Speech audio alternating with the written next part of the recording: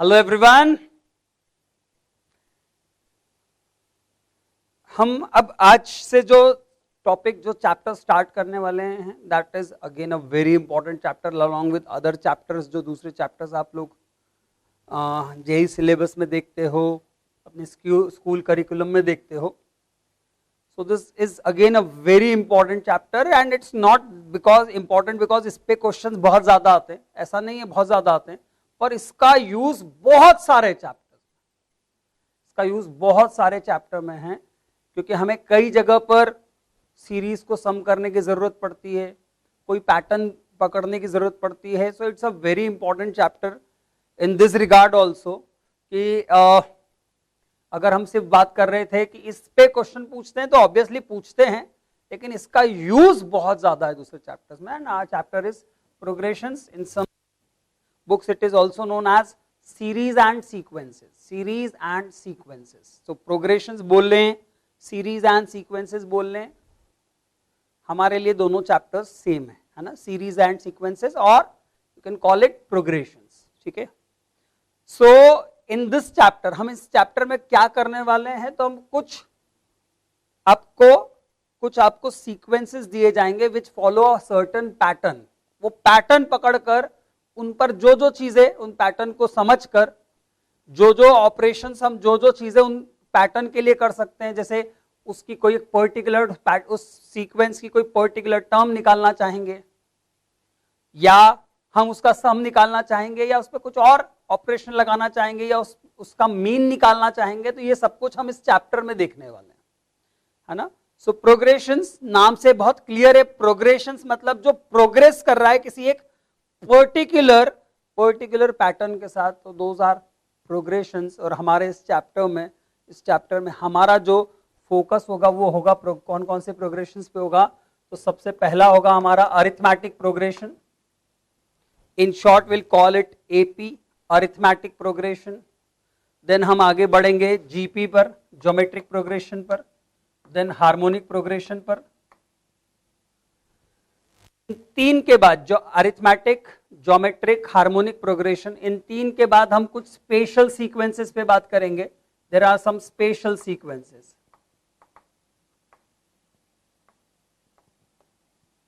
ठीक है ना, there are some special sequences also.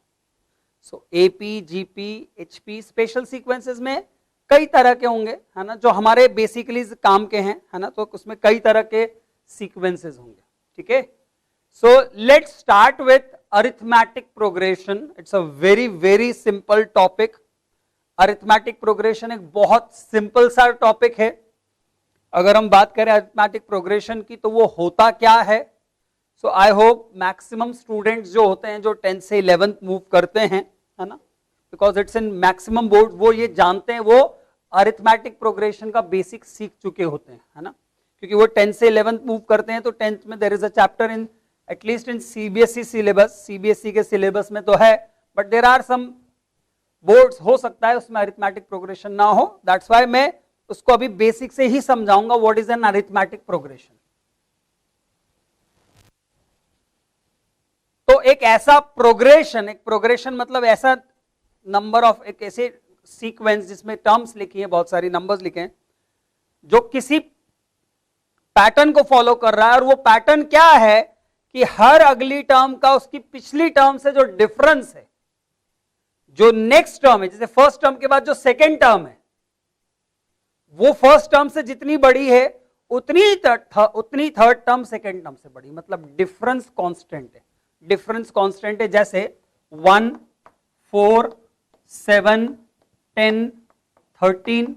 अब देखेंगे तो ये डिफरेंस 3 का है, 4 और 1 के बीच का डिफरेंस 3 का है, 7 और 4 के बीच का डिफरेंस 3 का है, 10 और 7 के बीच का डिफरेंस 3 का है, 13 और 10 के बीच का डिफरेंस 3 का है। तो ऐसा प्रोग्रेशन कहलाता है अरिथमेटिक प्रोग्रेशन। अरिथमेटिक प्रोग्रेशन, ऐसा प्रोग्रेशन कहलाता है अरिथमेटिक प्रोग्रेशन। सो हम कहते हैं, हम इस डिफरेंस को, जो इन दोनों टर्म्स के बीच का जो डिफरेंस होता है, सेकेंड टर्म और फर्स्ट टर्म, या थर्ड टर्म और सेकेंड टर्म, है ना, इनके बीच का जो डिफरेंस होता है उसको बोलते हैं कॉमन डिफरेंस। क्या बोलते हैं? कॉमन डिफरेंस, और यूजुअली हम उसे डी से शो करते हैं। हम उस कॉमन डिफरेंस को स्मॉल डी से शो करते हैं, और हम कहते हैं एक अरिथमेटिक प्रोग्रेशन इंक्रीजिंग होगा अगर डी ग्रेटर देन 0 है, मतलब वो बढ़ रहा है, वो आगे बढ़ रहा है, वो वैल्यू बड़ी होती जा रही है। अरिथमेटिक प्रोग्रेशन इंक्रीजिंग होगा अगर डी ग्रेटर देन 0 है। इस केस में हम बोलते हैं इट्स एन इंक्रीजिंग प्रोग्रेशन।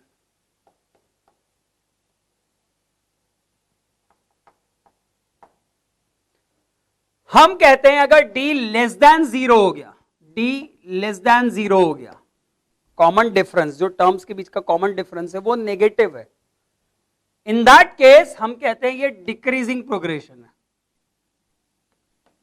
ये डिक्रीजिंग प्रोग्रेशन है, मतलब उसकी टर्म्स की वैल्यू कम होती जाएगी। फॉर एग्जांपल जैसे मैंने 5, 3, तो इनमें 2 का डिफरेंस, फिर 1, फिर -1, फिर -3, 2 से कम होती जा रही है। सो ये एक डिक्रीजिंग प्रोग्रेशन है, अरिथमेटिक प्रोग्रेशन, डिक्रीजिंग एपी है ये इंक्रीजिंग एपी है, ये डिक्रीजिंग एपी है, और डी अगर 0 हो जाए तो वो कांस्टेंट एपी होता है, कांस्टेंट प्रोग्रेशन हो जाएगा हमारा।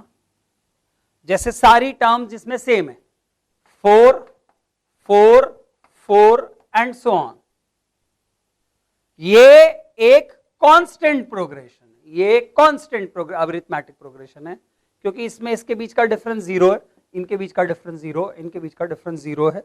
सो ये कांस्टेंट एपी है, ये इंक्रीजिंग एपी है, ये डिक्रीजिंग एपी है, ये कांस्टेंट एपी है। अब आप सोच रहे होंगे सर ये क्यों बताया, इसकी क्या जरूरत है? तो आप समझ जाओगे जब जेई में क्वेश्चन दिया गया, और ऐसा एक नहीं 2 से 3 क्वेश्चन तो मुझे जहां तक याद है इस पर है ही, उससे ज्यादा भी हो सकते हैं, उन्होंने लिखा इंक्रीजिंग या डिक्रीजिंग। अब हमारे लिए जैसे ही हम वो सुनते हैं क्वेश्चन में कि अच्छा इंक्रीजिंग है या डिक्रीजिंग है, तो हमारा दिमाग दौड़ना चाहिए, अच्छा हाँ मतलब अगर क्वेश्चन में डी की 2 वैल्यू आ रही होगी तो मुझे डी की वो वैल्यू लेनी है जो ग्रेटर देन 0 है, क्योंकि क्वेश्चन में इंक्रीजिंग एपी लिखा था। अगर मैं ये बात यहां नहीं बोलता हूं, usually what I have seen, अगर ये ना बोलता हूं तो मैं देखता हूं जब अगर एक क्वेश्चन में आए तो स्टूडेंट्स उस चीज को उतना प्रॉपरली रिस्पॉन्स नहीं कर पाते, उनके दिमाग सिंस हमने सुन लिया अच्छा इंक्रीजिंग, और जैसे क्वेश्चन में आता है तो हमारा दिमाग पहले से रिस्पॉन्ड कर देता है कि अच्छा डी ग्रेटर देन 0 लेना है। इसलिए ये बातें दिमाग में रखना बहुत जरूरी है, बहुत ज्यादा जरूरी है। So what is an AP? जिसकी हर 2 टर्म के बीच का डिफरेंस कांस्टेंट है, एक जैसा कांस्टेंट है, and we call that difference as common difference. हम उस डिफरेंस को बोलते हैं कॉमन डिफरेंस, ठीक है। सो अगर मैं एक जनरलाइज फॉर्म लिखना चाहूं अरिथमेटिक प्रोग्रेशन का, जनरलाइज फॉर्म, हम जनरल फॉर्म लिखना चाहूं अरिथमेटिक प्रोग्रेशन का, जनरल फॉर्म है ना,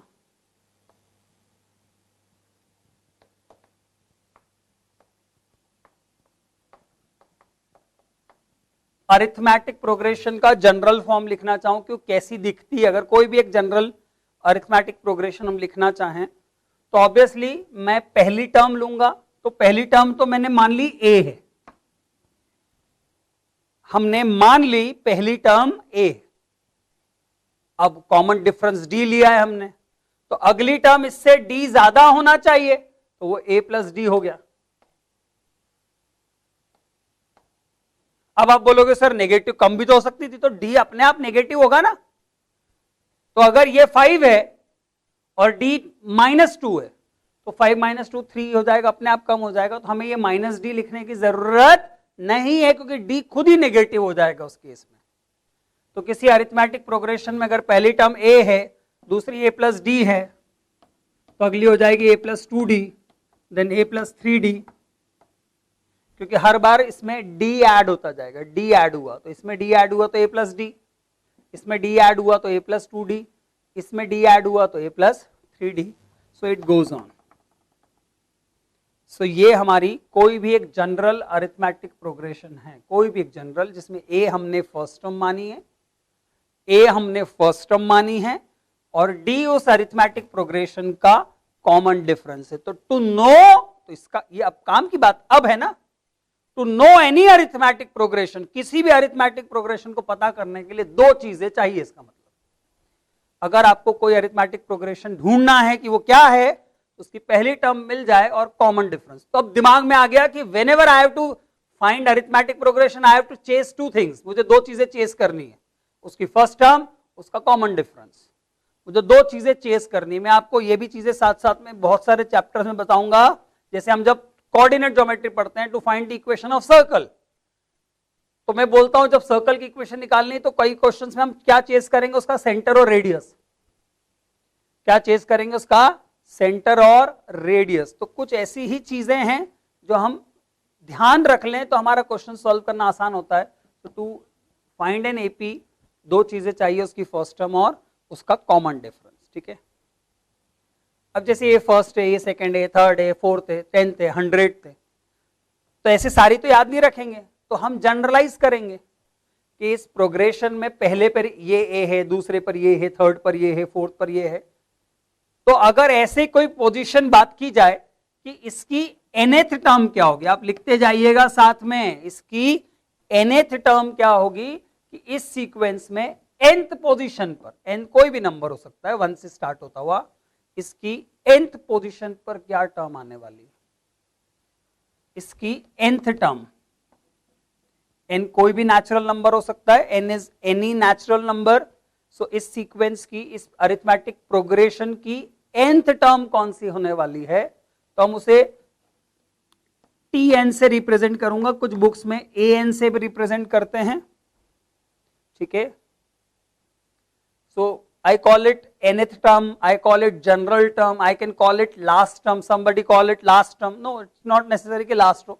N can be any number. N can be any number in this progression, है ना, कोई भी टर्म हो सकती है। सो इस प्रोग्रेशन की nth टर्म लिखनी है तो वो होती है a plus n-1 into d. This is the nth term, a plus n-1 into d, a plus n-1 into d, ये इसकी nth टर्म है। एंड आई होप सभी स्टूडेंट समझ गए कि ये कैसे आई। बड़ी सिंपल सी ये nth टर्म निकालना, बहुत सिंपल है nth टर्म। कैसे, आप अगर फर्स्ट टर्म देखोगे तो फर्स्ट टर्म लिखा है a प्लस, लिखा है तो a मतलब a plus 0d, first term लिखिए a प्लस 0d, मतलब d कितने टाइम से, 0 टाइम से, पहले में 0 टाइम्स, सेकंड में 1 टाइम d, एक d है, थर्ड में 2 टाइम्स d है, फोर्थ में 3 टाइम्स d है, मतलब जो टर्म की पोजीशन है, चौथे में 3 लिखा है, फोर्थ में 3 लिखा है, थर्ड में 2 लिखा है, सेकंड में 1 लिखा है, फर्स्ट में 0 लिखा है। मतलब जिस टर्म को आप फाइंड करना चाहते हो, जो जिस पोजीशन पे वो टर्म है, उन सब में a तो है ही फिक्स, तो nth वाली टर्म में a भी एज इट इज आएगा, लेकिन d उस पोजीशन से कम है। फर्स्ट में 0d है, सेकंड में 1d है, थर्ड में 2d है, फोर्थ में 3d है। तो आप nth वाली पोजीशन में निकालोगे तो उसमें कितने d आएंगे, ऑब्वियसली n से कम, उसमें कितने टाइम्स d आएगा, n से कम। So it is simply n-1, n से कम मतलब n-1d। Now you can check this, से आपको फर्स्ट टर्म निकालनी थी, आपको मान लो फर्स्ट टर्म निकालनी थी, ये फॉर्मूला सही बैठ रहा है या नहीं बैठ रहा। फर्स्ट टर्म मतलब n1 रखा, 1 - 1 0, तो ये 0 हो गया, क्या बच रहा है a।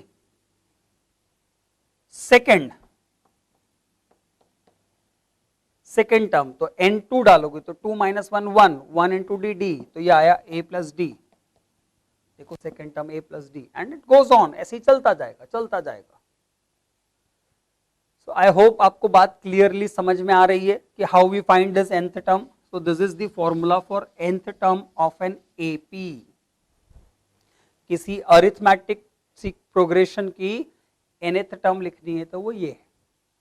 अब अगली बात करते हैं, ये हो गई इस एपी की nth टर्म की बात, ठीक है। अब हम अगली बात करते हैं टर्म्स का। अगर कुछ टर्म्स आपसे बोला जाए, 3 टर्म्स एपी में हैं, आपसे बोला जाए कि 3 टर्म्स एपी में हैं और उनसे रिलेटेड कुछ इंफॉर्मेशन क्वेश्चन में दी हो, तो हमारा दिमाग, है ना, मैं आपको इस टॉपिक, इस पार्ट का नाम दे रहा हूं selection of terms. Selection of terms in an AP. Selection of terms in an AP. Question में ऐसा कहा जाता है कि 3 terms are in AP and they follow these conditions and they satisfy these conditions, ऐसा बोला जाता है जनरली. सो मैंने अभी जो AP लिखी थी आपके सामने वो स्टार्ट हो रही थी A plus D, A plus 2D. सो अगर मुझे किसी एपी में 3 टर्म्स अज्यूम करनी हो, मुझे किसी एपी में 3 टर्म्स अज्यूम करनी हो, I can assume those 3 terms as a. पहली टर्म एक मान ली ए, ऑब्वियसली दूसरी हो गई ए प्लस डी, तीसरी हो गई ए प्लस 2D. ठीक है, क्या हो गई ए प्लस डी, ए प्लस 2D. 3 टर्म्स अगर मुझे एपी में अज्यूम करनी हो तो. अब क्या होता है, सुनना ध्यान से. कई बार आपको बिना किसी लॉजिक के, बिना लॉजिक के ये बोल दिया जाता है कि 3 टर्म्स जो है ना वो अज्यूम ये करने की जगह ये कर लो.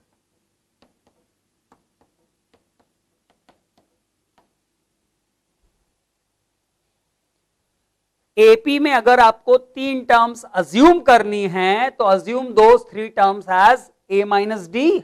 ए और a plus D still they are in AP. ये पहली टर्म है, इसमें d ऐड करूंगा तो a आएगा और इसमें d ऐड करूंगा तो a प्लस d आएगा. So if I have to select 3 terms in AP, I can select them as a plus d, a plus 2D, or I can select them as a minus d, a and a plus d. तो क्या करना चाहिए, है ना, क्या करना चाहिए.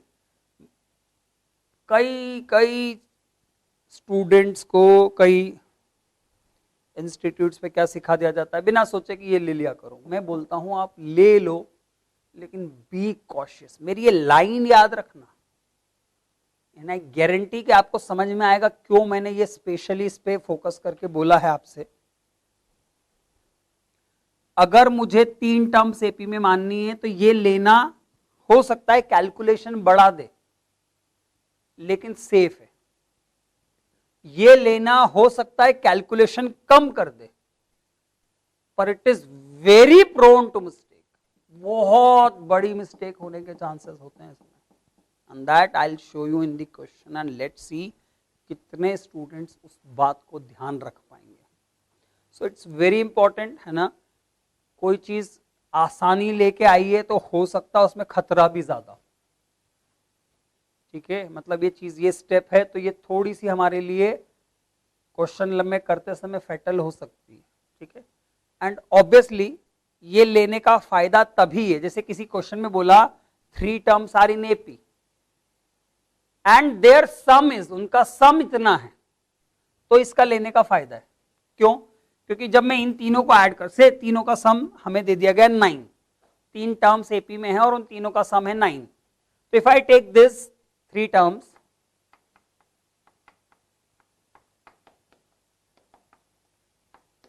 इनका सम 9 है. तो इफ आई ऐड दीज 3 तो a plus a plus a 3a and d plus 2d 3d is equals to 9. सो ये एक इक्वेशन बनी जिसमें a और d दोनों है, जिसमें a भी है और d भी है. जबकि जब मैं इन तीनों को ऐड करूंगा, इन तीनों को ऐड करूंगा, a minus d plus a plus D से 9 दिया था सम, तो यहाँ d से d कैंसिल हो जाएगा, a plus a 3a is equals to 9. तो a डायरेक्टली 3 आ गया. सो ऑब्वियसली इसमें 2 अननोन एक इक्वेशन में आ रहे हैं, इसमें सीधे सीधे a की वैल्यू मिल गई. तो थोड़ा सा ये लगता है कई बार आसान है, लेकिन आई विल शो यू आसान है. लेकिन जो स्टूडेंट अगर जो इसकी सबसे इंपॉर्टेंट बात ध्यान देने वाली वो क्वेश्चन में नहीं देगा, तो उसके लिए वो आसान और गड़बड़ कर जाएगा. उसके लिए वो आसान होना क्वेश्चन और गड़बड़ कर जाएगा. आई विल शो यू दैट. तो लिखते हैं अभी, है ना, सिलेक्शन ऑफ टर्म्स. सो मैं बिल्कुल भी ऐसा नहीं बोलता कि आप यही 3 टर्म्स अज्यूम करो, आप ये भी अज्यूम कर सकते हो. लेकिन अगर आप बुक्स देखोगे तो बुक्स में यही लिखा रहता है कि आपको अगर 3 टर्म अज्यूम करनी तो assume those 3 terms as this, है ना. लिखिए selection of terms in an AP. अगर हमें कुछ टर्म्स सिलेक्ट करनी है एपी में तो we select those terms as. तो पहला है 3 टर्म्स. अगर आपको 3 टर्म्स सिलेक्ट करनी है, फर्स्ट है 3 टर्म्स,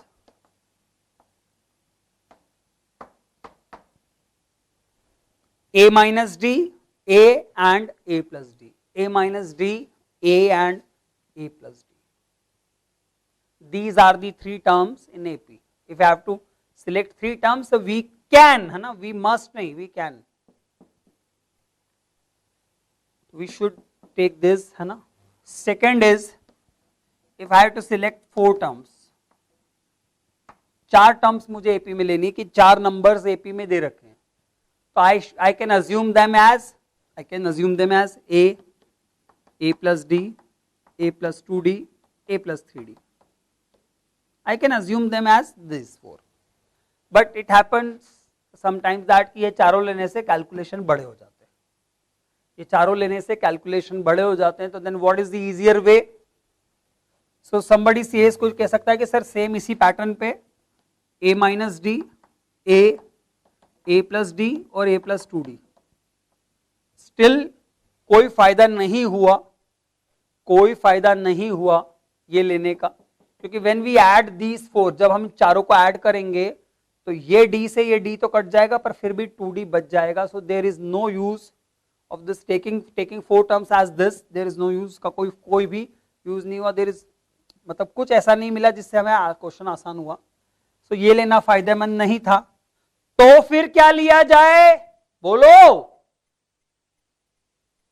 तो हमने ली a minus 3d, a minus d, a plus d and a plus 3d. Since 4 terms हैं, तो मैं अगर a लेता तो मैं सिमेट्रिकली d इधर और d नहीं ला पाता. जैसे यहां प्लस d है तो यहां माइनस d है, यहां प्लस 3d है तो यहां माइनस 3d है. तो यू शुड अंडरस्टैंड दैट कि जब हमें 4 टर्म्स लेनी है और हम चाहते हैं जब इन चारों को ऐड किया जाए तो d कट जाए, तो कॉमन डिफरेंस d लेने से फायदा नहीं होगा. कॉमन डिफरेंस 2d लिया गया. कितना लिया गया common difference? 2d. Common difference है, कॉमन डिफरेंस d भी ले सकते हो, 2d भी ले सकते हो, तो कॉमन होना चाहिए सब में. तो इनके बीच का डिफरेंस 2d है, इनके बीच का डिफरेंस 2d है, इनके बीच का डिफरेंस 2d है. तो यूजुअली जब हमें 4 टर्म्स एपी में सिलेक्ट करनी होती है तो we can assume them as a minus 3d, a minus d, a plus d and a plus d. And similarly goes on. 5 होगी तो d डिफरेंस लोगे, 6 होगी तो 2d डिफरेंस लोगे. पर यूजुअली 3 के आगे नहीं पूछते, मैक्सिमम जाएंगे तो 4 तक जा सकते हैं, इसके आगे यूजुअली नहीं जरूरत पड़ती है ना. सो पर you can assume this but with some precaution, but I'll not tell you what is that precaution, because मैं देखना चाहता हूं कि जब मैं वो क्वेश्चन करवाऊं तो कितने स्टूडेंट्स उस प्रिकॉशन, उस जिनका बाय डिफॉल्ट उस पर ध्यान चला जाता है. So this is selection of terms in an AP. अगर हमें टर्म्स सिलेक्ट करनी है एपी में, then we can select those as 3 terms as this, 4 terms as this, है ना. But these are not hard and fast कि यही करनी चाहिए. You can modify them a plus d, a plus 2d, a plus d, a plus 2d, a plus 3d. These are the possibilities also. ठीक है. Now next is हमारा AP का next part है सम. हम अरिथमेटिक प्रोग्रेशन को add करना चाहते हैं, तो हम सम ऑफ एन AP या sum of n terms of an AP.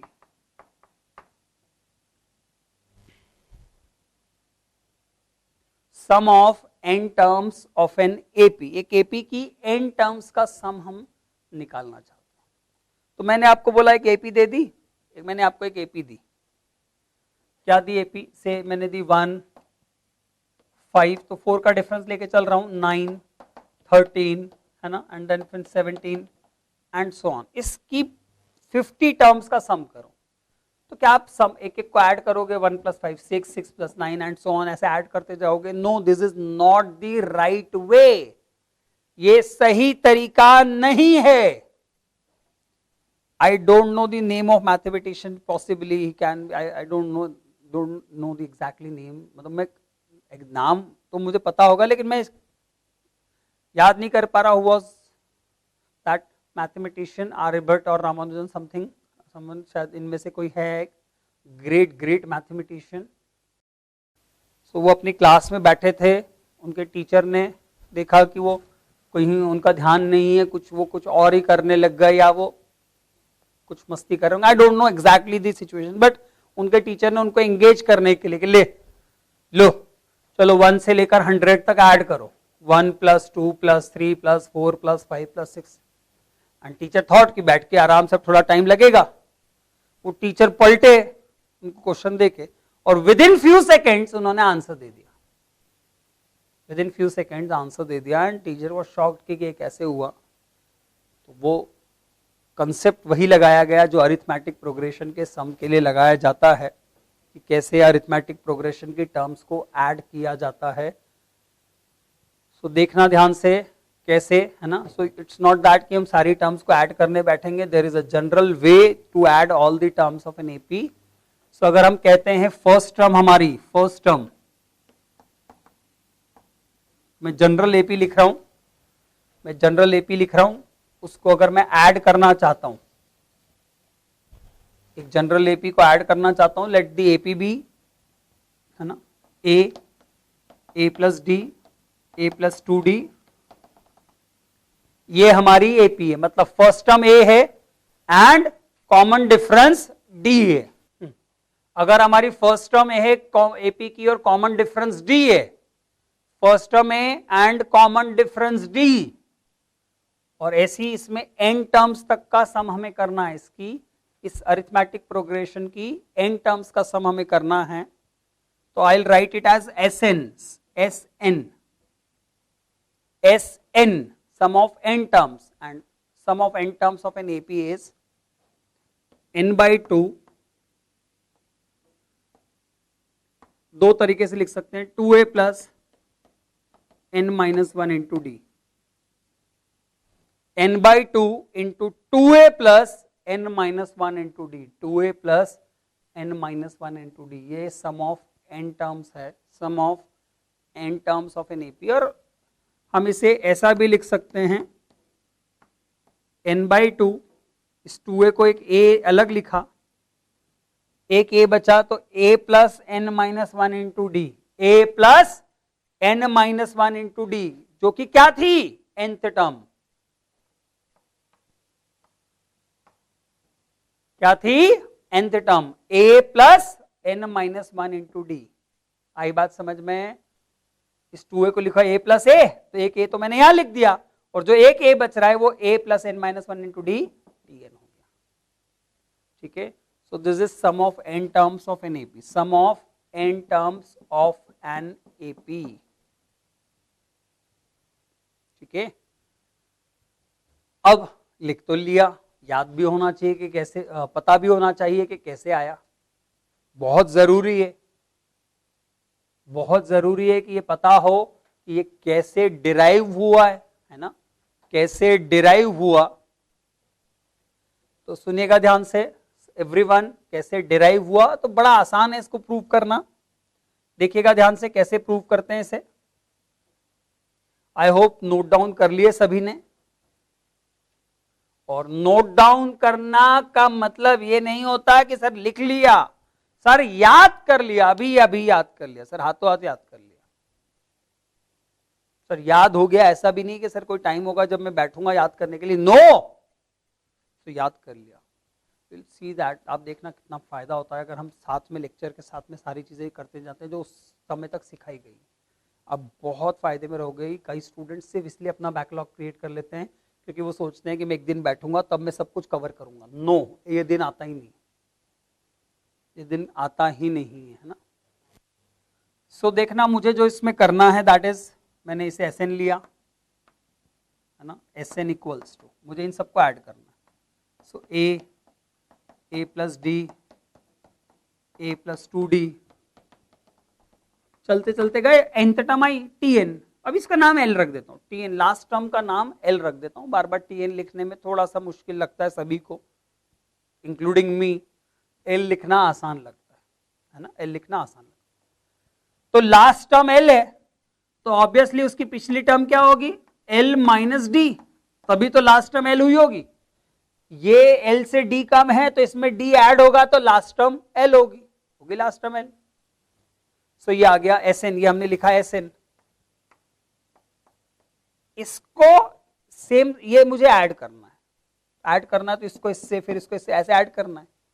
तो मैं अब इसको फर्स्ट टर्म पे लिखना, सबसे आगे लिख रहा हूं, L को सबसे आखिरी लिख रहा हूं, फिर L माइनस डी को लिखूंगा, फिर उसके पहले कौन होगा, ये L माइनस डी है तो यहां कौन होगा, L माइनस 2D।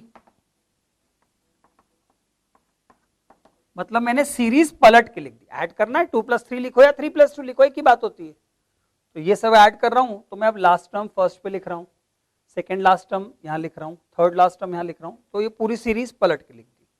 तो ऑब्वियसली ये यहां लिखूंगा,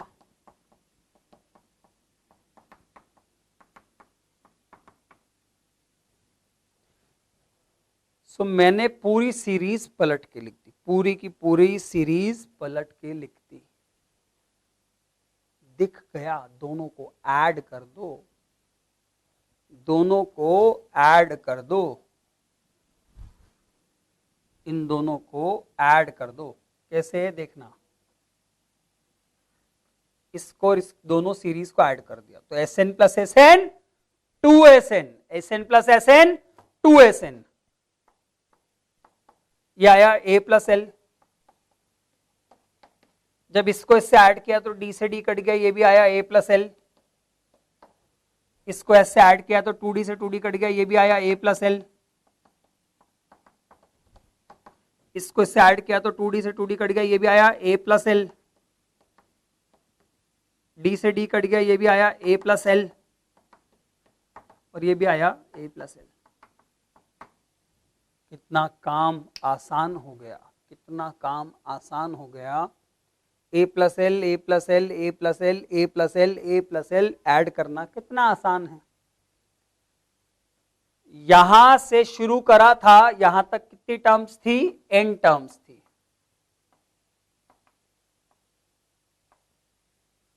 ये nth टर्म थी हमारी, तो वहां से यहां तक n टर्म्स थी, मतलब ये टोटल n टर्म्स हैं। तो ये भी, ये जो लिखा है A plus L, A plus L, A plus L, A plus L, A plus L कितने टाइम्स आएगा, n टाइम्स। कितने टाइम्स आएगा, n times.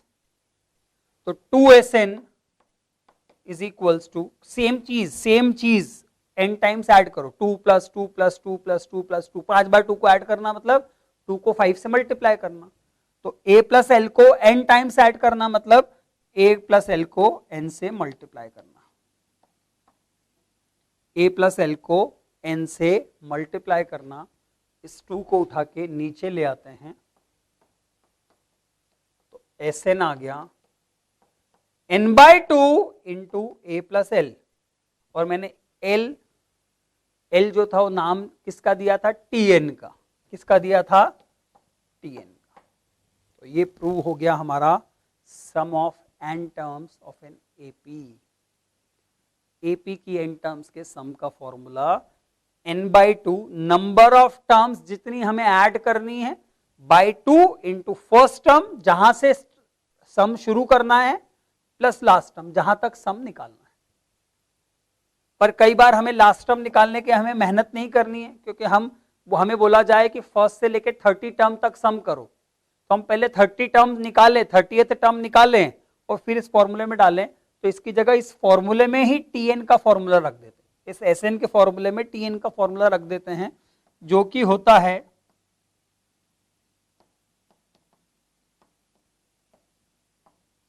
what is Tn, A plus n minus 1 into D. So A plus A is 2A, so n/2 2A plus n minus 1 into D. So this is the final result, this is the final proof for sum of n terms of an AP, और I hope याद कर लिया। अब मैं बताता हूं कि मैं आपको इससे क्या देता, इस सम से। देखो,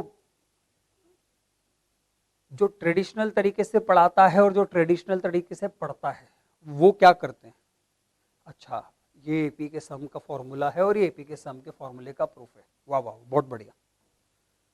मैं और आप अलग रहेंगे।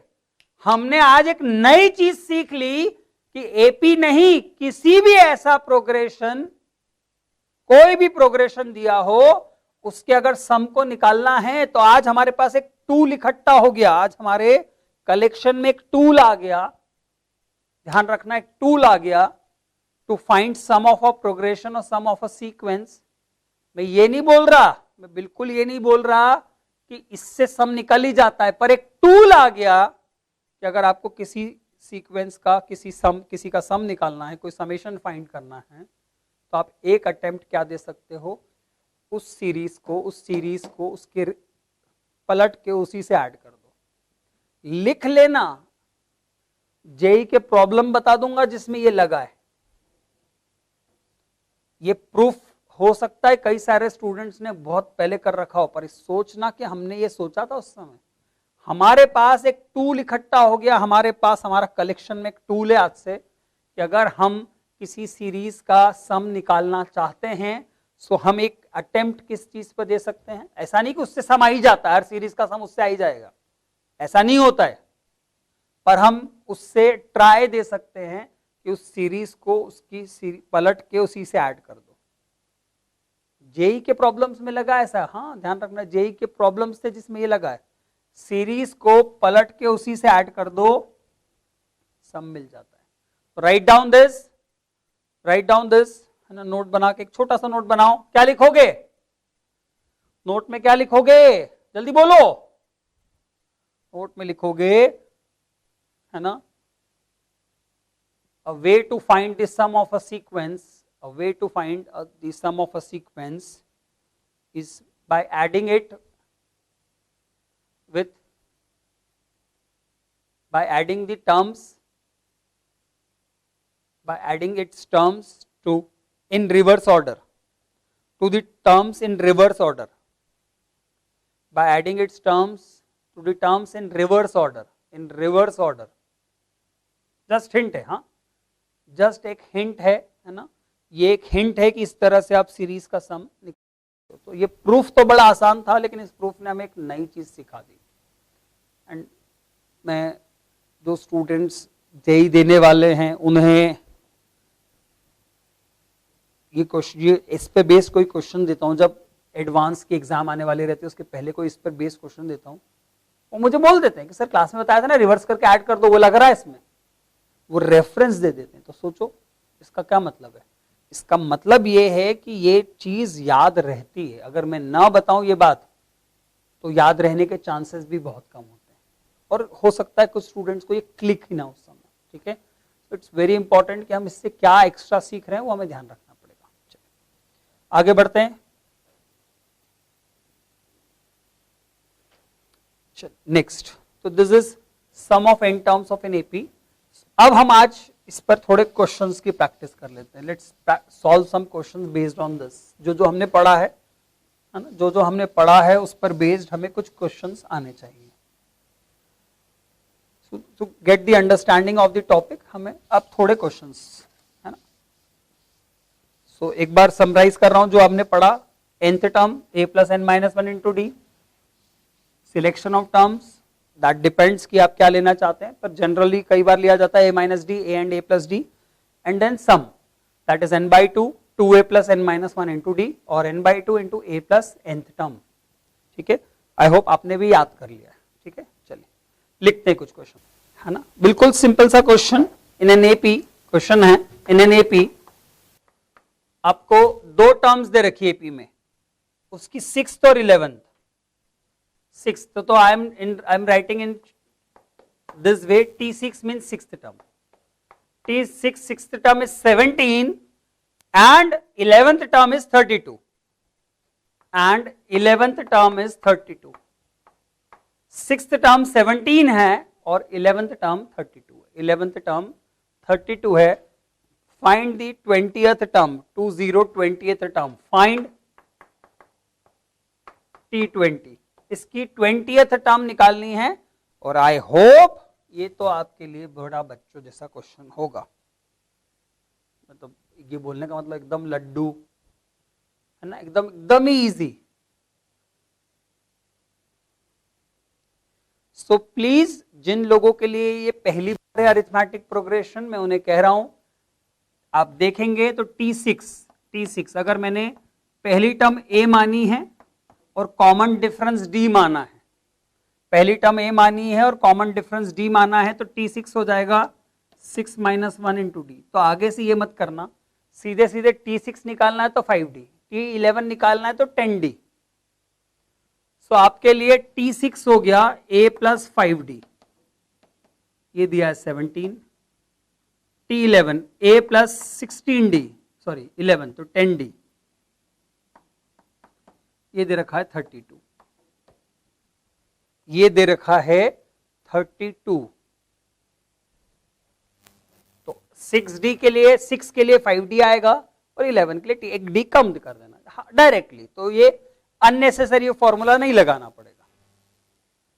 मुझे चाहिए 20, तो A प्लस 19D मुझे ये चाहिए। A प्लस 19D निकालने के लिए मुझे A प्लस 19D निकालने के लिए मुझे A और D चाहिए। A प्लस 19D निकालने के लिए मुझे A और D दोनों चाहिए, A और D दोनों चाहिए। तो दो लीनियर इक्वेशंस हैं, इन्हें सॉल्व करके A और D तो बहुत आसानी से निकाला जा सकता है। देखना, मैं इसको इससे माइनस कर रहा हूं, सेकंड को फर्स्ट से माइनस कर रहा हूं, तो A माइनस ए कट गया और 10D में से 5D गया तो 5D। Second equation minus first equation, तो A minus A 0, 10D minus 5D 5D, 32 minus 17 is 15, 5D is 15, so D is 3, D is 3, 3 यहां डाल देता हूं या यहां डाल देता हूं, तो 5 3 is 15, 17 minus 15 is 2, 17 minus 15 is 2, so A is 2, A is 2, ठीक है, A इज 2, समझ गए। 5D equals to 15, that gives D equals to 3 and D 3 डालने पर A आ गया 2, A 2 डाल देते हैं, मुझे ये निकालना था, A 2 डाला, D डाला 3, 19 3s are 57 plus 2 59, so it is coming out to be 59, so answer is 59। अब आप सोच रहे होंगे सर ये बहुत ज्यादा आसान था और इतना ये आया ना। अब एक बात बोलता हूं, सुनना। एक अच्छा स्टूडेंट जो सोच लेगा और वो ये चीजें अगर अभी नहीं सोच पाया तो वो उसको याद रख लेगा मतलब दिमाग में ये बात रख लेगा कि हमें इस तरह सोचना चाहिए, वो A निकालने में अपना टाइम वेस्ट करता ही नहीं, देखना ध्यान से, मुझे A प्लस 19D चाहिए, जो A plus 5D plus 14D होता है। 19D चाहिए मुझे, A प्लस 19D की वैल्यू चाहिए जो A plus 5D plus 14D होता है ना। तो A प्लस 5D की वैल्यू तो 17 थी हमारे पास ऑलरेडी, A प्लस 5D की वैल्यू तो 17 थी और D आ गया 3, तो 14 इंटू 3 42, ये आ गया 59। सो A तो निकालने की जरूरत ही नहीं पड़ी। क्यों निकाला हमने, टाइम वेस्ट किया A निकालने में, A निकालने की तो कोई जरूरत थी नहीं। तो ये सीखने वाली नई बात है। जो ऐसी चीजें हैं ना, वही तो हमें एक लीड दे पाती। एक यूजुअल तरीके से सॉल्व करने वाला स्टूडेंट और आप अलग होने वाले हो, क्योंकि आप ये बात सोचते हो कि डी निकालने के बाद ए क्यों निकालना, अननेसेसरी सॉल्व करना। जैसे होता है ना कई बार कि हम अननेसेसरी सॉल्व करते हैं और उसी स्टेप में गलती हो जाती है, तो हम उससे बचते हैं, टाइम सेव करते हैं, है ना। तो ए की जरूरत ही नहीं थी। मैंने A प्लस 19D मुझे निकालना था, मैंने उसको लिख दिया A plus 5D plus 14D। A plus 5D मेरे पास 17 था और 14D में D मेरे पास 3 था, तो 14 into 3 42 plus 17 is 59 is the answer, है ना।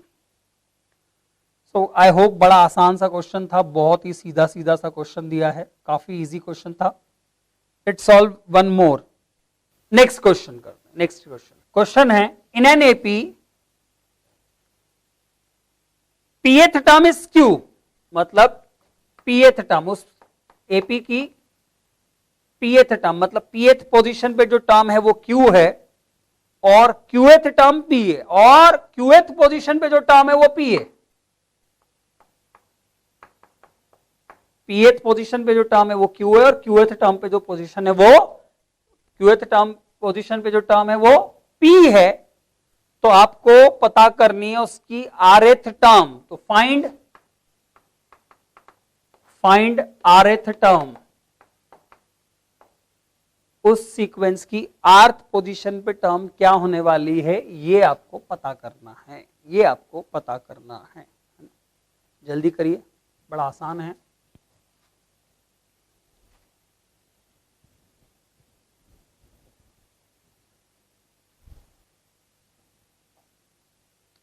सिंपल है, पिछले वाले में पी क्यू और आर की वैल्यू दे रखी थी, पिछले वाले में पी क्यू और ऐसे आर देखी थी, तो ये भी दो इक्वेशन बनेगी, उसको सॉल्व करके इसके लिए निकालना है हमें। pth term, what will be the pth term, p से कम मतलब a plus p minus 1 into D, कितनी दे रखी है वो q, जो pth पोजीशन पे टर्म है वो होती है a plus p minus 1 into D और उसकी वैल्यू दे रखी है q।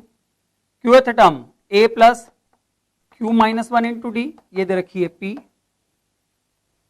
a plus Q minus 1 into D, ये दे रखी है p। ये दो इक्वेशंस आपको दे रखी है, ये दोनों वैल्यूज आपको दे रखी है और आपको rth टर्म निकालनी है, मतलब a plus R minus 1 into D आपको फाइंड करना है, a plus R minus 1 into D आपको फाइंड करना है, ये वाली वैल्यू निकालनी है और ये दोनों दे रखी है। वही जो अभी हमने लास्ट क्वेश्चन में किया, एग्जैक्टली सेम चीज करते हैं। दोनों को सब्ट्रैक्ट कर रहा हूं मैं, दोनों को सब्ट्रैक्ट कर रहा हूं, इसको इससे सब्ट्रैक्ट किया मैंने, तो जब इसको इससे सब्ट्रैक्ट किया तो ए कैंसल आउट हो गया, यहां आएगा पी डी, यहां आएगा क्यू डी, यहां आएगा माइनस डी, और जब माइनस माइनस करूंगा तो प्लस डी, तो माइनस डी प्लस डी भी कट जाएंगे, तो P D minus Q D, D common लूंगा तो बचेगा P minus Q into D. I hope इतना सिंपल सा सब्ट्रैक्शन आप आसानी से कर लेते हैं।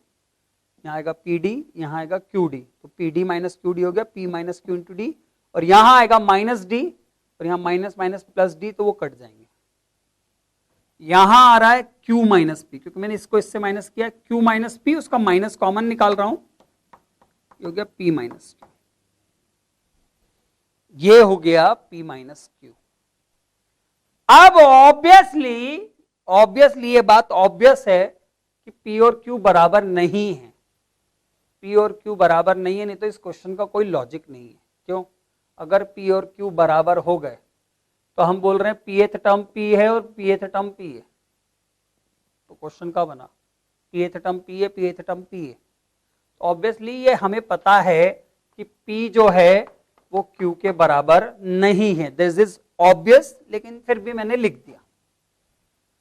और हम रूट लॉस जानते हैं, तो मैं P माइनस क्यू से P माइनस क्यू को क्यों काट रहा हूं, तो आई होप इस स्टेज तक आते आते आप इतने समझदार हो चुके हो, आपको ये बात याद रहती है कि जब भी हम दोनों तरफ से कॉमन फैक्टर कैंसिल करते हैं तो वो जीरो नहीं होना चाहिए, तो P माइनस क्यू जीरो नहीं है क्योंकि P और Q बराबर नहीं है, तो मैंने इन दोनों को काट दिया। So I get D as, D की वैल्यू मुझे मिली -1, D की वैल्यू मुझे मिली क्योंकि P माइनस क्यू कट गए, तो D मुझे मिला -1। क्या मैं A निकालूं? हाँ, जल्दी बोलो, क्या मैं A निकालूं? तो हो सकता है आपको लगे कि हाँ सर A निकाल लो, क्योंकि यहाँ तो थोड़ा, तो इसलिए तो मैं बोल रहा था कि आप सीखे कि नहीं सीखे, यहाँ क्वेश्चन में समझ में आ जाएगा बिना A निकाले, बिना A निकाले। तो देखना ध्यान से, मेरे पास A plus P minus 1 times D की वैल्यू है और यहाँ लिखा है A plus R minus 1 times D। तो पिछले वाले में आसान ऐसा था क्योंकि वो 5D और 70 जो भी 17D जो भी था वो आसान था समझना, पकड़ना बहुत इजी था। वो 19D था तो वो पता चल गया 5 और 14 अलग अलग कर दिए। यहाँ पर P और R में है तो शायद वो इतनी आसान ना लगे आपको, वो इतना आसान ना लगे, तो आप D की वैल्यू निकालकर यहाँ रखकर A निकाल लो अगर आपको कंफ्यूजन लगे, या फिर जो मैंने पिछले क्वेश्चन में किया A plus R minus 1 D को लिख दो A plus P minus 1 into D, जो यहां लिखा हुआ ऐसा कैसा, तो आपने actually p minus one into D Ed किया, आपने p minus one into D Ed किया, तो आपको p minus one into D subtract भी करना चाहिए। आप देखिए कंफ्यूज मत होना। a प्लस 19d पिछले वाले में लिखा था, तो मैंने उसको a plus 5d plus 14d लिखा था। तो ये कितना आसान दिखा था आपको, बड़ा आसानी से, क्योंकि मैंने बहुत बार बोला है कि जब जब नंबर्स आते हैं तो हम बहुत खुश रहते हैं, जैसे आर्बिटरी कांस्टेंट्स आते हैं तो हमारा दिमाग थोड़ा चलना कम हो जाता है। वो नेचुरल है, वो आपकी गलती नहीं है, वो नेचुरल है। क्यों होता है ऐसा? क्योंकि हमें शुरू से नंबर्स नंबर्स नंबर्स दिए गए, आर्बिटरी वैल्यूज के ऊपर कोशिश करवाई नहीं गई ज्यादा। हमें शुरू से सिखाया नंबर्स से जाता है, आर्बिटरी वैल्यूज नहीं डाली जाती। तो जब भी कोई, जैसे अगर ये पी क्यू की जगह 5 और जैसे पिछले में था कि हमने यहाँ पर 10 6 और 10 जो भी था 11 था वो डाला था, तो हमारे लिए कितना आसान था वो। पर अब पी क्यू आ जाते हैं तो थोड़े हम कंफ्यूज हो जाते हैं, है ना। सो 19d को 5d और 14d में ब्रेक करना आसान था, पर r माइनस 1d को p माइनस 1d और बचा हुआ क्या आ रहा है वो लिखना मुश्किल लग सकता है हमें, वो मुश्किल लग सकता है, पर लगना नहीं चाहिए। देखो ये लिखा है a माइनस डी, तो इसमें भी था a माइनस डी, और यहां a माइनस डी तो मैंने लिख दिया। ये rd है, ये pd है, तो मैंने rd में से pd तो यूज कर लिया, मतलब r माइनस pd बच गया। कोई जरूरी नहीं है इस क्वेश्चन को आप ऐसे करो, आपका d आ गया, d यहां डाल दो तो a आ जाएगा, a और d दोनों उठा के डाल देना। पर मैं आपको सिर्फ यही सिखाना नहीं चाहता, तभी तो आप अलग स्टूडेंट बनते हो जब आप ये बातें सीखते हो। सो मैंने इस a plus R minus one into D को a plus P minus one into D लिख दिया, और यहां आर डी था जबकि मैंने यूज किया पी डी, तो आर डी में से मैंने पी डी यूज कर लिया, तो कितना बचा, R D minus P D बच गया। a plus P minus one into D की वैल्यू कितनी है, q, ये q है, और d कितना है, माइनस वन। तो जब यहां माइनस वन रखूंगा, माइनस माइनस प्लस p, और minus one into R minus R. So this is your answer, p plus Q minus R. क्या फायदा हुआ इस क्वेश्चन को सॉल्व करके? क्या फायदा हुआ? था तो पिछले क्वेश्चन जैसे ही। दो बहुत बड़े फायदे बताता हूं, दो बड़े फायदे, जो बड़ी चीजें, दो चीजें हमने जो इसमें सीखी। एक तो हम आर्बिटरी के साथ थोड़ा और कंफर्टेबल हुए प्ले करने के लिए। पी क्यू आर ये सब कुछ, जब कुछ ऐसे आर्बिटरी ना 1 2 3 की जगह जब ये पी क्यू आर आते हैं ना, तो थोड़ी सी चीजें मुश्किल लगती है। जितना ज्यादा हम उनके साथ वर्क करेंगे वो उतने हमें कंफर्टेबल लगने लगेंगे। दूसरी बात हमने एक नया रिजल्ट याद करने के लिए सोच लिया कि किसी एपी में पीएथ टर्म क्यू होती है, क्यूएथ टर्म पी होती है, तो rth term P plus Q minus R होती है। ये याद रख लो, किसी न किसी क्वेश्चन में तो फायदा हो ही जाएगा आपका। जैसे मैं बोल रहा हूं कि कोई क्वेश्चन कहीं आ जाए ऐसा कि एक एपी है जिसकी 10th टर्म 12 है और 12th टर्म 10 है। 10th टर्म 12 है और 12th टर्म 10 है। ध्यान रखना, पीएथ टर्म क्यू है और क्यूएथ टर्म पी है, तो उसकी 24th टर्म निकालो। तो कितनी देर में निकालोगे? 5 सेकेंड में, या तो उससे जल्दी कर सको तो अच्छी बात है। P plus Q minus R, ये P क्यू मत ले लेना, वो गलती नहीं कर सकते हो आप। P 10 है, Q 12 है और R है 24, सो आंसर इज -2। याद ही है, रिजल्ट याद कर लिया। जो रिजल्ट पसंद आए वो याद कर लिया करो, जो रिजल्ट पसंद आए वो याद हो जाना चाहिए। ये सिचुएशन बनानी पड़ेगी आपको, प्लीज ध्यान रखना, ठीक है। चलिए आगे बढ़ते हैं, next question. In an AP A1 A2 A3 till AN, in an AP A1 A2 A3 till AN, ये एक एपी है, इसमें second term plus fifth term minus third term, second term plus fifth term minus third term, A2 plus A5 minus A3, A2 plus A5 minus A3, this is given as 10, this is given as 10, and A2 plus A9, second term plus ninth term is given as 17. This is 10 and this is 17. You have to find its 15th term. Find 15th term. उसकी 15th term find करनी है. You have to find its 15th term. 15वीं term find करनी है आपको. ठीक है, एक AP में इसकी 15वीं term find करनी है. तो कोई मुश्किल लगना नहीं चाहिए, जल्दी से सॉल्व करिए, दम fast.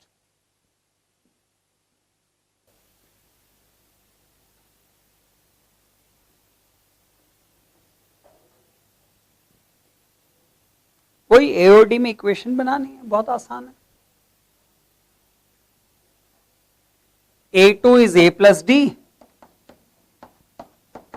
A5 is A plus 4D, and A3 is A plus 2D, and this is given as 10.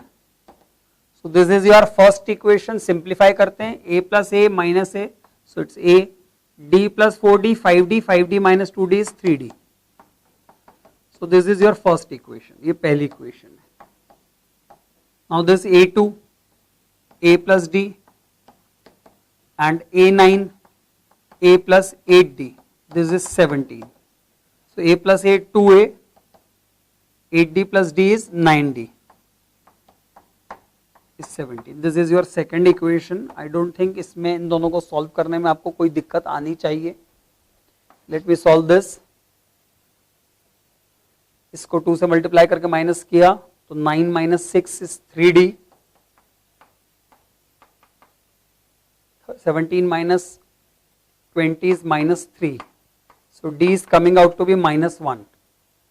D is coming out to be minus 1. I hope I am correct. मैंने इसे 2 से मल्टीप्लाई किया तो 2a cut गया. 9D minus 6D is 3D, and 17 minus 20 is minus 3. So D is minus 1. If I put D equals to minus 1 here, जरूरत नहीं है A निकालने की कोई जरूरत नहीं है. A15 is A plus 14D. A15 is A plus 14D, which is A plus 3D plus 11D, and A plus 3D is 10, and D is minus 1. So 11 into minus 1 is minus 11. So it is coming out to be. So I hope it's a very direct one. It's a very direct one, है ना. चलिए continue करते हैं, next question पर आते हैं. In an AP, A is 5 and last term is 45. Nth term is 45. Nth term is 45 and the sum is 400, and the sum of these n terms is 400. Sum of these terms is 400. Find the common difference and the number of terms. Find the common difference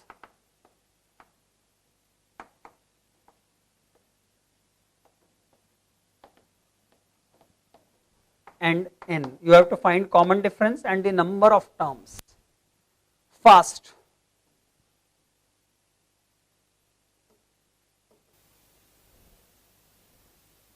Find the number of terms and the common difference.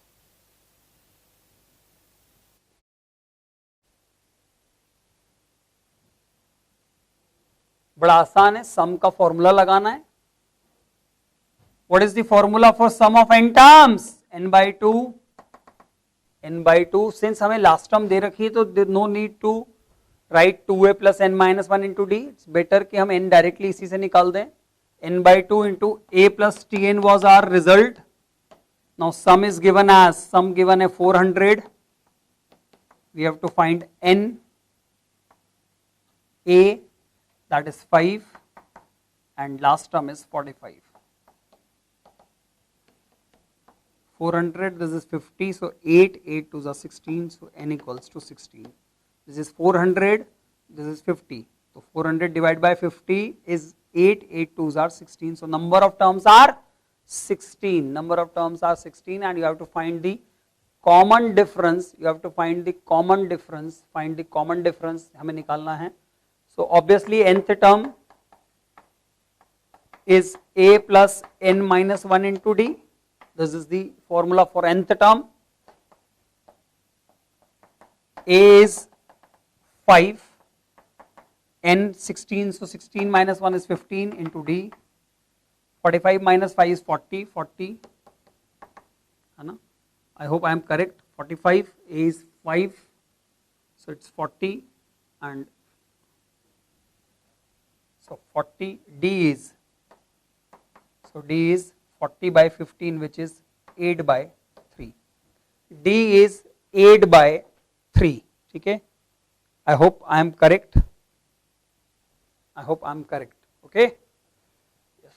Calculation हो सकता है किसी एक आध step पे कभी कभी गलती हो जाए, लेकिन हाँ, यस, आई एम करेक्ट. तो आप भी बहुत इजीली कर चुके होंगे इस क्वेश्चन को सॉल्व. बहुत सिंपल था. Just use this result. इस रिजल्ट में सारी वैल्यूज डाली. Now one more important thing is कि we sometimes we know multiple results for the same thing. Then it is very important कि कौन सा लगाना ज्यादा फायदेमंद होता है, कौन सा रिजल्ट लगाना ज्यादा फायदेमंद होता है. ठीक है, चलिए, thank you. For complete series of lecture, join Catalyzer or download IIT Safalta app from Google Play Store.